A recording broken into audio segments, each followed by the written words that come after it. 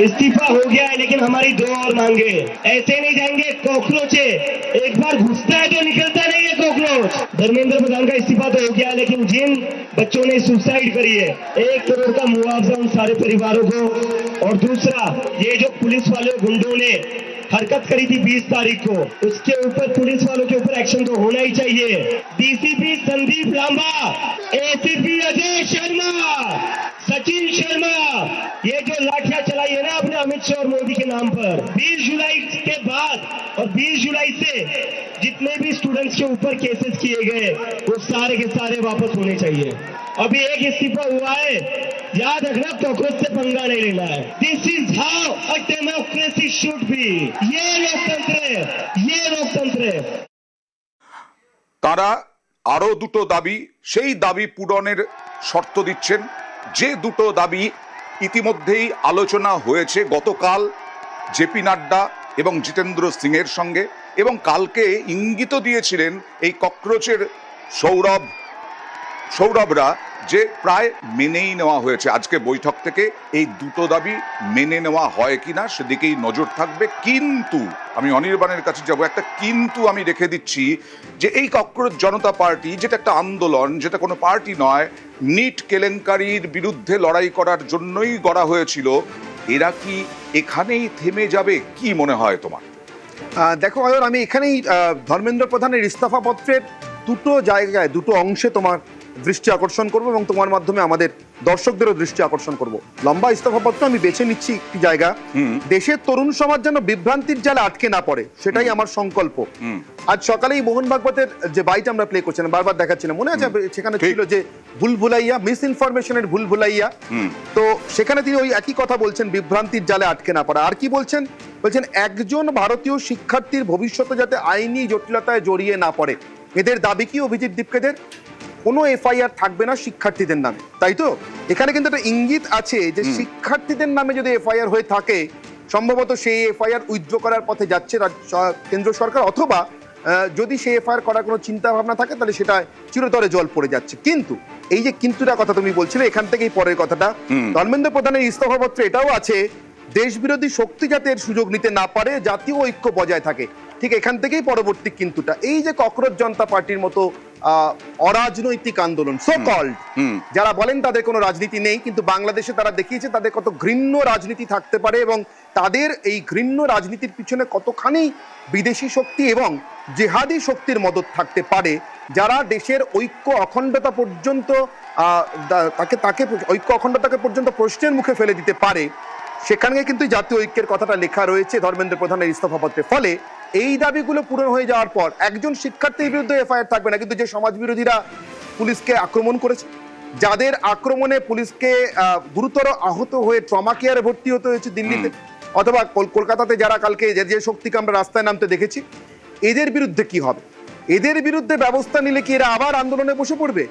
আমার অভিজ্ঞতা বলে, বাংলাদেশ, শ্রীলঙ্কা, নেপাল দেখার পর অয়ন, এদের পিছনে যে শক্তি টাকা দিয়ে এদেরকে নামিয়েছে, আমি আবারও বলছি, এই অরাজনৈতিক শক্তির আড়ালে লুকিয়ে থাকা ডিপ স্টেট, সাধারণ ছাত্রছাত্রীদের কথা বলছি না, তাদের দাবি ইতিমধ্যে মিটেছে, বাকিটুকুও মিটে যাবে। ক্ষতিপূরণের দাবি যদি বলো, তাহলে সেটা আর্থিক কোনো বোঝাই নয় কেন্দ্র সরকারের পক্ষে, সেটাও নিশ্চিতভাবে মিটে যাবে। কিন্তু এই যে এফআইআর, সমাজ বিরোধী শক্তিকে, দুষ্কৃতীদের এবং দেশ বিরোধী শক্তি, পাকিস্তানি অ্যাকাউন্ট থেকে অ্যাকাউন্ট ফেক ছবি ছড়ানো হয়েছে, এই শক্তিগুলোকে চিহ্নিত করে সরকার যখন ব্যবস্থা নিতে শুরু করবে, তখন কি চাইলেও অভিজিৎ দীপকেরা উঠে যেতে পারবে? তাদেরকে যারা টাকা পয়সা দিয়ে আন্দোলনে নামিয়েছে,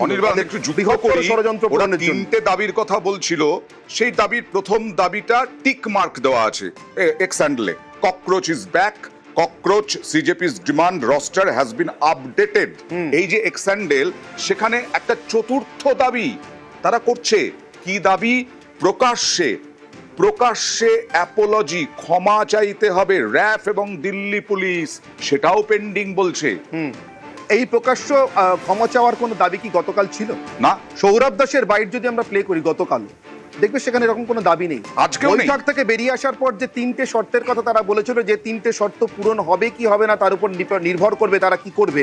যে শর্ত পূরণ কতটা হলো তার স্টক টেকিং এর জন্য আজকে বৈঠক, তিনটের জায়গায় সে বৈঠক বোধহয় 3:30 বা 4টেই শুরু হবে। সেখানে দেখো ইতিমধ্যেই 4 নম্বর একটা দাবি জুড়ে গেছে, জুড়ে যাবে, জুড়ে যেতে বাধ্য। তার কারণ যে ডিপ স্টেটের টাকা, যে ভারত বিরোধী শক্তির টাকা এর পিছনে লুকিয়ে আছে, মানুষের ছাত্রদের যথার্থ ক্ষোভকে, পুঞ্জীভূত ক্ষোভকে কাজে লাগিয়ে তাকে নিজেদের স্বার্থ পূরণ করানোর জন্য, দেশবিরোধী ষড়যন্ত্রের জন্য এইবার ক্রমশ ছাত্রদের স্বার্থ আর এই দেশবিরোধী শক্তির স্বার্থ আলাদা হয়ে যাবে, বিচ্ছিন্ন হয়ে যাবে। তুমি দেখতে পাবে খাড়াখাড়ি বিভাজন হওয়ার পর, ছাত্রদের দাবি পূরণ হয়ে যাওয়ার পর, কারা তখনও ছাত্রদের নাম করে রাস্তায় বসে আছে এবং সেই দাবিগুলোর সঙ্গে ছাত্রদের দাবি, নিট পরীক্ষার্থীদের দাবি, তাদের অভিভাবকদের দাবি, যারা আত্মহত্যা করেছে তাদের দাবির কোনো সম্পর্ক থাকবে না। প্রশ্ন এটাই, সরকার কি তাহলে বৃত্তটাকে আরো ছোট করে এনে একেবারে সমাজ বিরোধী দুষ্কৃতির বৃত্তটাকেই বাকি রাখবে একদম। তাদের অ্যাকশন নেওয়ার জন্য? আসলে তখনই বোঝা যাবে অনির্বাণ যে কেন আদতে এই ককরোচ জনতা পার্টির নামে কোনো আন্দোলন, কোনো পার্টি নয়, একটা আন্দোলন কেন গড়ে তোলা হয়েছিল। আজকে ধর্মেন্দ্র প্রধান শুধু ইস্তফা দিয়েছেন তা তো নয়, আজকে মোহন ভাগবত তিনি জেনজিদের নিয়ে বার্তা দিয়েছেন। কি বার্তা দিয়েছেন? কেন্দ্রকে শিক্ষা দিয়েছেন। কি শিক্ষা দিয়েছেন দেখুন। पहले आज्ञा पालन का जमाना था, हम जब छोटे थे तो माताजी ने कहा, पिताजी ने कहा, नो आर्ग्यूमेंट। अभी ऐसा नहीं है, नई पीढ़ी प्रश्न पूछती है, उनको तर्क बताना पड़ता है। जो सारा भौतिक साधनों से प्रचार का मारा उन पर होता है, उसमें से भूल भुलैया उनसे उनको बाहर निकालना पड़ता है। तो एक तो बहुत अधिक अपनापन देने की जरूरत है, समय देने की जरूरत है और संवाद करने की जरूरत है।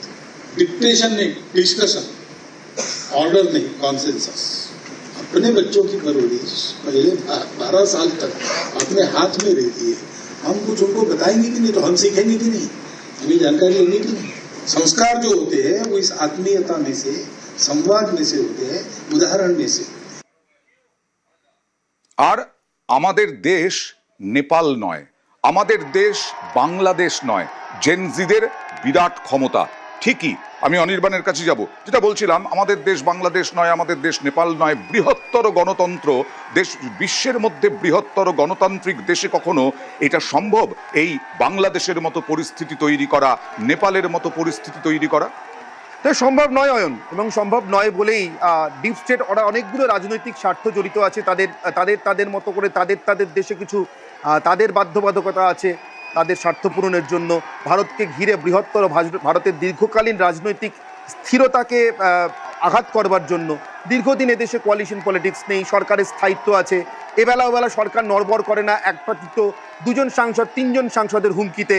এগুলো অনেকের মাথা ব্যথার কারণ, এবং এই দীর্ঘকালীন রাজনৈতিক সুস্থিতি ভারতের আর্থিক সুস্থিতি, অর্থনৈতিক প্রগতির একটা বড় জায়গা, যেখান থেকে ভারত 5 নম্বর থেকে 3 নম্বর অর্থনীতি হয়েছে, ভবিষ্যতে আরও এগোবে, 5 ট্রিলিয়ন ইকোনমি হবে। সেই সব জায়গা থেকে তাদের স্বার্থ পূরণের জায়গাতে আঘাত আছে। ঠিক সেই কারণেই তারা এই মডেলটা ভেবেছিল, কিন্তু এই মডেলটাকে ধ্বংস করে দিতে বা এই মডেলটাকে ব্যর্থ করে দিতে প্রধানমন্ত্রীকে নিজের আউটরিচকে এই লেভেলে নিয়ে যাবেন, সেটা বোধহয় তারা কল্পনা করতে পারেনি।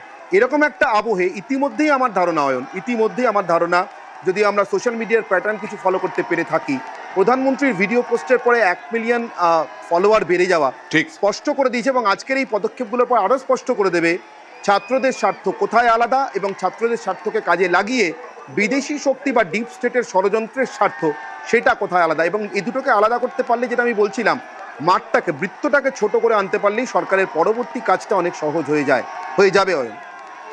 ইস্তফা দিলেন, আমি অনির্বাণ তোমার সঙ্গে আমি কথা বলবো, একটু জাস্ট আসছি আমি, কারণ নিউজ 18 বাংলায় যারা এই মুহূর্তে চোখ রেখেছেন তাদের জন্য জানাই, এই মুহূর্তের সব থেকে বড় খবর এটাই, মোদির রাজধর্ম, ধর্মেন্দ্রের ইস্তফা। এর আগে এনটিএ তার 47 জন অফিসারকে একেবারে বরখাস্ত করা হয়েছে, বের করে দেওয়া হয়েছে, তাড়িয়ে দেওয়া হয়েছে, এবং তাদের বিরুদ্ধে লিগ্যাল অ্যাকশন হবে। তারা জেলেও যেতে পারেন, শ্রীঘরেও যেতে পারেন, তাদের বিরুদ্ধে কড়া ব্যবস্থা হবে। এর আগে সচিব পর্যায়ে, হ্যাঁ অনির্বাণ। অয়ন, এই মুহূর্তে আমার সঙ্গে আমাদের ইনপুট এডিটর কমলিকা সেনগুপ্ত রয়েছে। আমি কমলিকার কাছে খুব জরুরি কিছু ব্রেকিং ইনফরমেশন রয়েছে। কমলিকা প্লিজ। দেখো, সবচেয়ে বড় ইনফরমেশন হচ্ছে সোনম ওয়াংচুক তিনি টুইট করেছেন এবং তিনি লিখেছেন যে ইটস আ ভিক্টরি